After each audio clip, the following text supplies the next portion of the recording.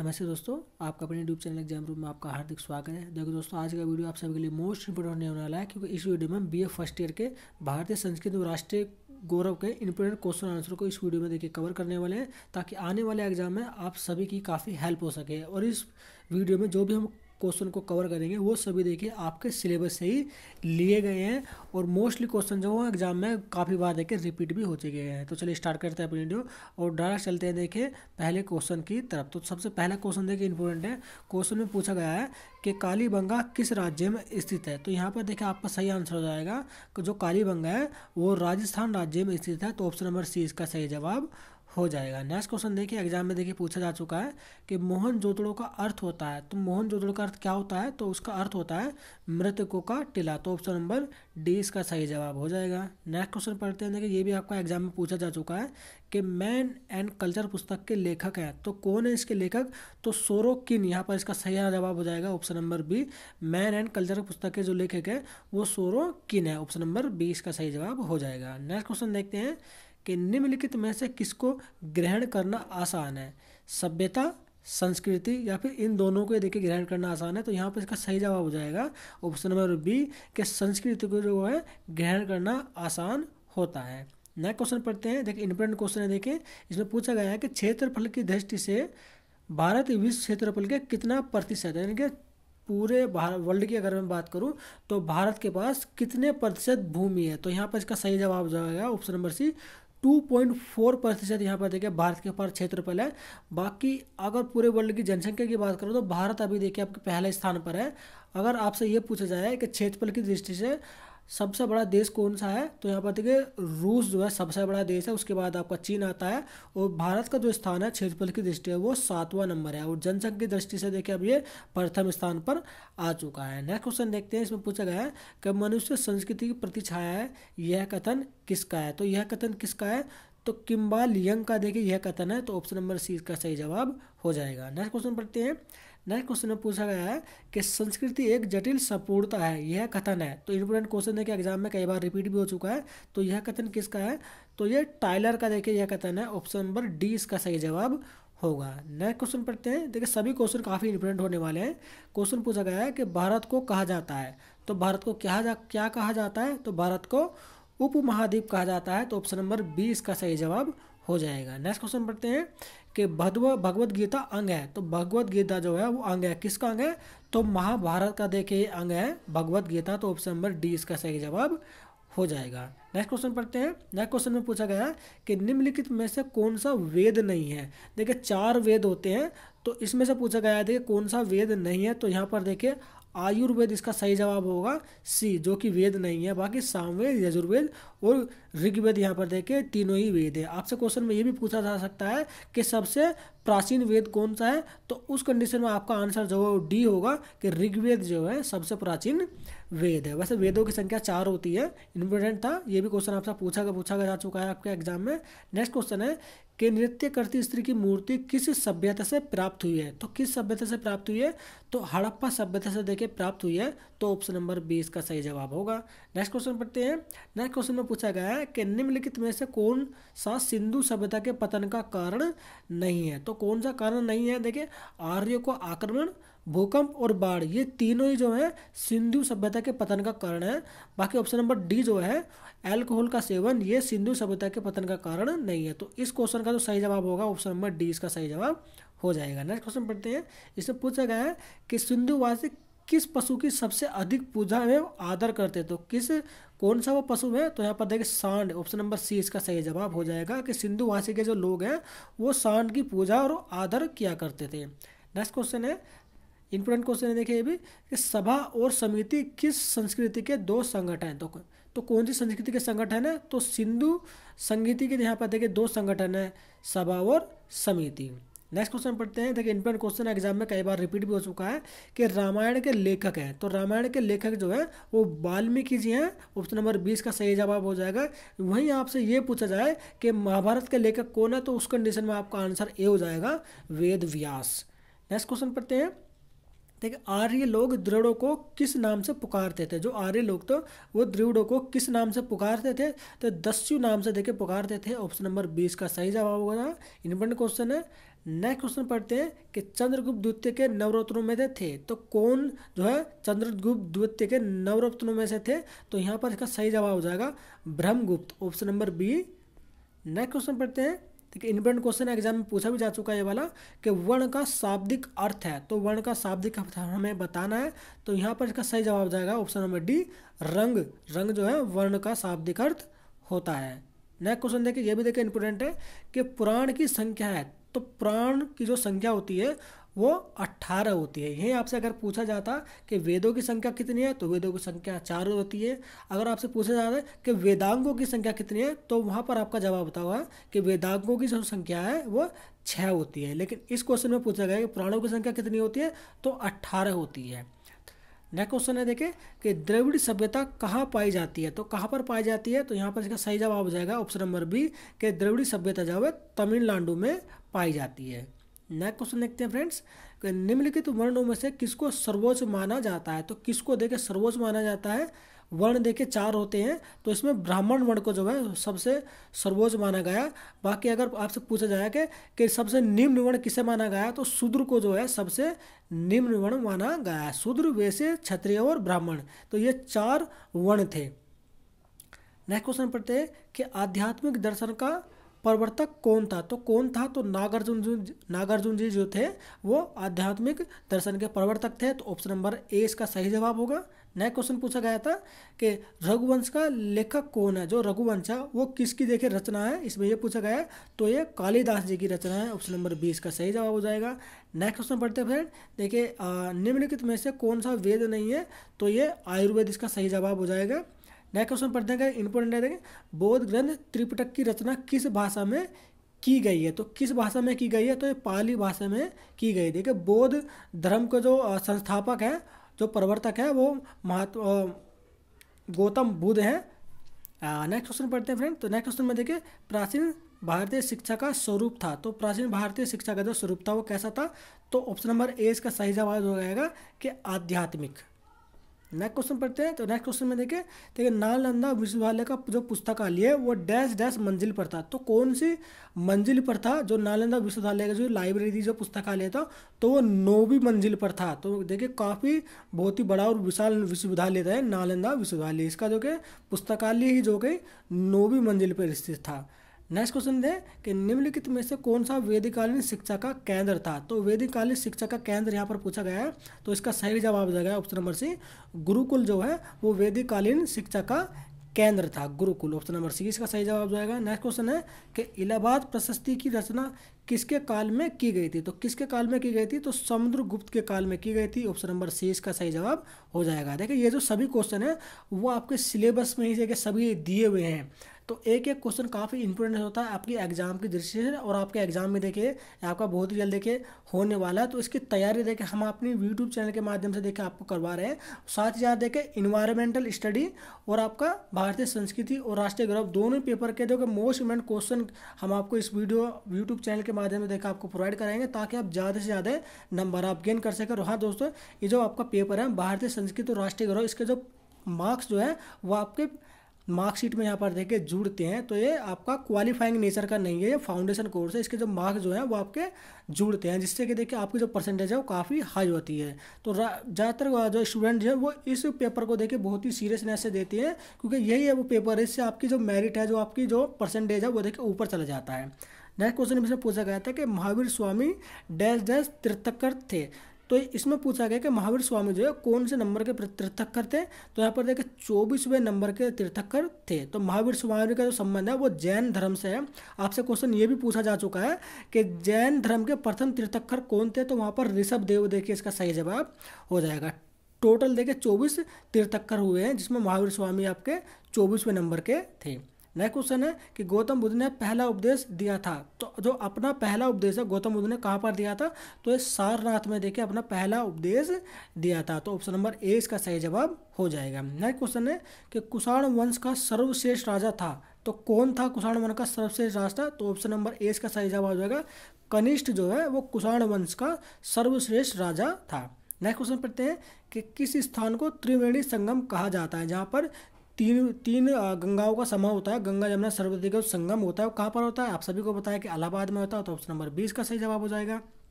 Next question देखें कि अर्थशास्त्र लिखी गई है तो किसके द्वारा लिखी गई है? तो कौटिल्य के द्वारा लिखी गई है। कौटिल्य के देखिए, कौटिल्य कौन है? तो चाणक्य। देखे के आपसे ये भी क्वेश्चन पूछा जा चुका है कि चाणक्य को किस अन्य नाम से जाना जाता है? तो कौटिल्य के देखे नाम से जाना जाता है चाणक्य को। तो अर्थशास्त्र के लेखक कौन है? तो कौटिल्य। इसका सही जवाब हो जाएगा option number C. Next question है कि भारतीय संस्कृति का मूल है, तो भारतीय संस्कृति का मूल क्या है? तो वेद। यहाँ पर इसका सही जवाब हो जाएगा option number A. Next question है कि अशोक के किस स्तंभ में कलिंग युद्ध का वर्णन है? तो कौन से स्तंभ में कलिंग युद्ध का वर्णन किया गया है? तो 13वें। यहाँ पर 20 का सही जवाब हो जाएगा। नेक्स्ट क्वेश्चन है कि मंत्रिकों का जो संग्रह है वो कहलाता है, मंत्रों का जो संग्रह है वो क्या कहलाता है? तो उसका सही जवाब हो जाएगा ऑप्शन नंबर सी, संहिता कहलाता है, जो तंत्र मंत्रों का जो संग्रह होता है।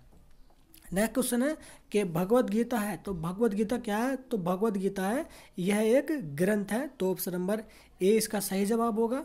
और नेक्स्ट क्वेश्चन है योग के प्रणेता है, तो योग के जो प्रणेता वो कौन है? आप सभी जानते हैं। ऑप्शन नंबर ए इसका सही जवाब होगा, पतंजलि जो है योग के प्रणेता कहे जाते हैं। तो ये सभी क्वेश्चन देखें आपके काफ़ी इंपॉर्टेंट है, वीडियो को लास्ट तक जरूर देखें। और ये सभी जो क्वेश्चन है वो आपके सिलेबस से ही लिए गए हैं, कोई एक भी क्वेश्चन आपके सिलेबस से अलग नहीं होगा। यदि आप थोड़ी बहुत भी तैयारी कर रहे होंगे तो आपको देखें वीडियो देख के अंदाजा हो गया कि ये जो वीडियो है, जो क्वेश्चन है वो एग्जाम की दृष्टि से कितने इंपॉर्टेंट है। नेक्स्ट क्वेश्चन है कि इलाहाबाद प्रशस्ति की रचना किसके काल में की गई थी? तो ये क्वेश्चन है आपका रिपीट हो गया है मे भी शायद, तो ये समुद्रगुप्त इसका सही जवाब हो जाएगा। नेक्स्ट क्वेश्चन है कि खजुराहो के मंदिर किस राज्य में स्थित है?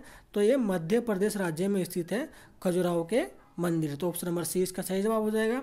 नेक्स्ट क्वेश्चन है कि अजंता में कितनी गुफाएं हैं? देखिए ये भी क्वेश्चन है, ये दोनों ही क्वेश्चन देखिए आपके एग्जाम में पूछे जा चुके हैं कि अजंता में कितनी गुफाएं हैं। तो ऑप्शन नंबर 20 का सही जवाब होगा कि अजंता में देखिए 27 गुफाएं स्थित हैं। नेक्स्ट क्वेश्चन है, ये भी देखिए इंपोर्टेंट है, एग्जाम में पूछा जा चुका है कि सांची का सपूत जो है वो किस धर्म से संबंधित है? जो स्तूप है वो किस धर्म में संबंधित है? तो आप सभी जानते हैं कि बौद्ध धर्म से संबंधित है। जो बौद्ध धर्म के जो प्रणेता है वो कौन थे? तो ये भी आप सभी जानते हैं कि महात्मा बुद्ध थे। नेक्स्ट क्वेश्चन है कि विक्रमशिला विश्वविद्यालय का स्वरूप था, यानी कि विक्रमशिला का जो विश्वविद्यालय का जो संस्थापक था वो कौन थे? तो इसका सही जवाब हो जाएगा धर्मपाल। ऑप्शन नंबर ए इसका सही जवाब होगा। नेक्स्ट क्वेश्चन है इंपोर्टेंट क्वेश्चन है, देखिए नालंदा विश्वविद्यालय का खर्च गाँवों की आय से चलता था। तो कितनी गाँवों की आय से जो है वो नालंदा विश्वविद्यालय का जो खर्च जो चलाया जाता था? तो यहाँ पर इसका सही जवाब हो जाएगा ऑप्शन नंबर डी, 200 गाँव मिलकर देखिए नालंदा विश्वविद्यालय को चलाया करते थे। इतना विशाल देखिए नालंदा विशाल विश्वविद्यालय था, जिसमें 200 गांव देखे अपना आय से उसे चलाया करते थे। नेक्स्ट क्वेश्चन है कि दक्षिण भारत का विख्यात विश्वविद्यालय था, तो कौन सा था? तो कांची देखिए इसका सही जवाब हो जाएगा, जो कि दक्षिण भारत का एक विख्यात विश्वविद्यालय रहा है। Option number C. Next question है कि नालंदा तथा विक्रमशिला विश्वविद्यालय को नष्ट करने वाला कौन था? इन दोनों विश्वविद्यालय को किसने नष्ट कर दिया था? तो Bakhtiyar Khilji. Option number D इसका सही जवाब हो जाएगा, एग्जाम में पूछा जा चुका है। नेक्स्ट क्वेश्चन है कि गीत गोविंद के रचयिता जयदेव है, तो ये किसने कहा है? तो ये नादिया ने देखिए कहा है। काफ़ी इंपॉर्टेंट क्वेश्चन था। अगला क्वेश्चन पढ़ते हैं, शिक्षा ज्ञान के लिए प्राचीन केंद्र था, तो शिक्षा के ज्ञान के लिए जो प्राचीन केंद्र था वो क्या था? नालंदा, तक्षशिला, उज्जैन या फिर ये सभी? तो डी इसका सही जवाब होगा। ये तीनों देखिए आपके क्या थे कि शिक्षा ज्ञान के जो प्राचीन केंद्र थे, ये तीनों ही। तो ऑप्शन नंबर डी इसका सही जवाब हो जाएगा। नेक्स्ट क्वेश्चन पूछा गया कि नालंदा विश्वविद्यालय किस शिक्षा के लिए प्रसिद्ध था? तो किस शिक्षा के लिए प्रसिद्ध था? तो बौद्ध शिक्षा के लिए देखिए प्रसिद्ध था नालंदा विश्वविद्यालय। जिसे 200 गांव अपनी आय से मिलकर देखिए चलाया करते थे, वो कितना विशाल विश्वविद्यालय होगा। नेक्स्ट क्वेश्चन है कि भारतीय कला का प्रमुख प्रतीक है। इंपोर्टेंट क्वेश्चन है, एग्जाम में पूछा जा चुका है और कई बार रिपीट भी होता है। तो कमल देखिए इसका सही जवाब हो जाएगा option number C. Next question है कि सारनाथ के स्तंभ में सिंह की जो कितनी मूर्तियां हैं? ये तो आप सभी जानते हैं, बहुत ही कॉमन सा क्वेश्चन है। तो 4 मूर्तियां हैं। नेक्स्ट क्वेश्चन देखते हैं। तो नेक्स्ट क्वेश्चन देखिए कि सुदर्शन झील का निर्माण किस शासक ने करवाया था? तो किस शासक ने करवाया था सुदर्शन झील का निर्माण? तो पुष्यमित्र। यहाँ पर देखिए इसका सही आंसर हो जाएगा option number B.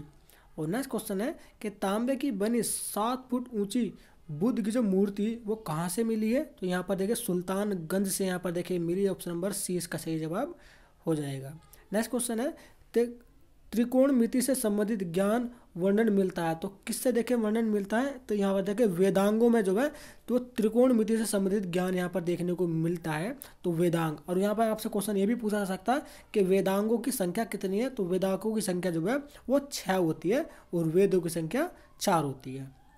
Next question है कि गणित कौमुदी के रचयिता हैं। देखिए जो आपका गणित से संबंधित यहाँ पर जो रचनाकार है, जो इनके रचयिता हैं, उनसे रिलेटेड यहाँ पर देखिए 2 से 3 क्वेश्चन देखिए हर बार एग्जाम में आपसे पूछे जाते हैं। तो कौन है जो कि गणित कौमुदी के रचयिता है, तो यहाँ पर देखिए ब्रह्मगुप्त नहीं, इसका जो सही आंसर होगा वो नारायण पंडित यहाँ पर हो जाएगा। ऑप्शन नंबर देखिए ऑप्शन नंबर इसमें गलत थोड़ा सा मिस्टेक है, लेकिन इसका जो आंसर होगा वो ये वाला देखिए सही हो जाएगा।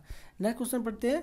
तो नेक्स्ट क्वेश्चन में पूछा गया था कि सर्वप्रथम लेस जो आपका एलसीएम होता है वो ज्ञात करने की विधि किसने स्थापित की थी, तो आचार्य महावीर। देखिए इसका सही आंसर हो जाएगा option number B. Next question है कि कैटेले ने किस रूप की सरकार का समर्थन किया था, तो किस रूप की, तो राजतंत्र रूप की सरकार का समर्थन किया था कैटेले यानी कि चाणक्य ने। नेक्स्ट क्वेश्चन है कि पाणिनि के अनुसार कितने गणराज्य थे, तो पाणिनि के जो प्राचीन काल में क्या होता है, तो पाणिनि के अनुसार जो है उन्होंने गणराज्यों की संख्या वो 44 बताई थी पाणिनि जी ने, जो कि संस्कृत के उसकी संस्कृत जो आपकी व्याकरण है उसके जो के संस्थापक कहे जाते हैं पाणिनि। तो मनु के अनुसार राज्य के अंग थे, तो राज्य के कितने अंग थे, तो 7 अंग थे मनु के अनुसार। जिन्होंने मनुस्मृति की रचना की है उनका नाम देखिए मनु है, और उनके अनुसार जो है और राज्य के 7 अंग थे। नेक्स्ट क्वेश्चन पे है कि ऋग्वेदीन काल में राजनीतिक संगठन की सबसे छोटी इकाई थी। इंपोर्टेंट क्वेश्चन एग्जाम में पूछा जा चुका है, तो कुल यहाँ पर देखिए इसकी सबसे छोटी इकाई थी। नेक्स्ट क्वेश्चन है कि कैटेले के अनुसार राज्य का दूसरा अंग है, तो दूसरा अंग क्या है, तो अमात्य यहाँ पर देखिए दूसरा अंग है, जो कि 7 अंग में से देखिए दूसरा अंग जो है वो अमात्य है।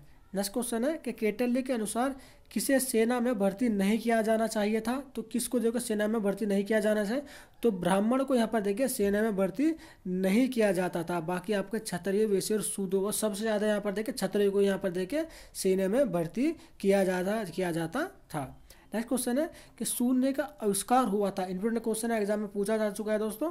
तो शून्य का आविष्कार कब हुआ था, तो 1000 से लेकर 600 ईसा पूर्व में यहाँ पर देखिए शून्य का आविष्कार हुआ था, तो ऑप्शन नंबर ए इसका सही जवाब हो जाएगा। इसे देखिए याद कर लीजिएगा, एग्जाम में कई बार ये रिपीट होता है क्वेश्चन।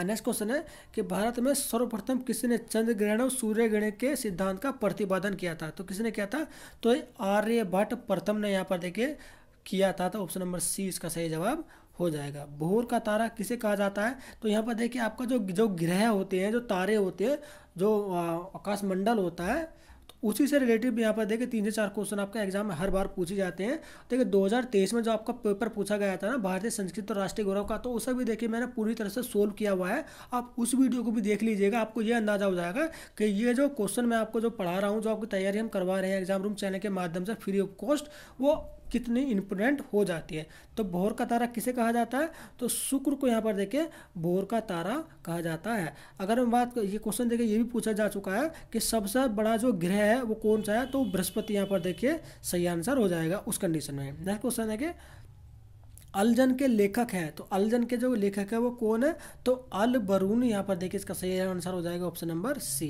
नेक्स्ट क्वेश्चन है कि अमर कोश पुस्तक किस विज्ञान की है, तो इंपोर्टेंट क्वेश्चन एग्जाम में पूछा जा चुका है, तो वनस्पति देखिए इसका सही आंसर हो जाएगा ऑप्शन नंबर बी।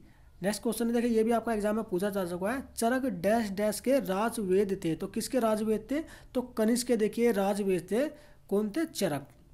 एग्जाम की दृष्टि से काफ़ी इंपॉर्टेंट है यार, वीडियो को बहुत ही आप ना लाइक कर दीजिएगा, अपने दोस्तों और सहपाठियों के साथ ना शेयर कर दीजिए और सब्सक्राइब कर लीजिए, क्योंकि अभी और भी वीडियो हम देखिए अपलोड करेंगे इसी टॉपिक के, इसी पेपर की आपकी पूरी तैयारी करा देंगे फ्री ऑफ कॉस्ट, ताकि इसमें देखिए अब ज़्यादा से ज़्यादा नंबर आप गेन कर सकें।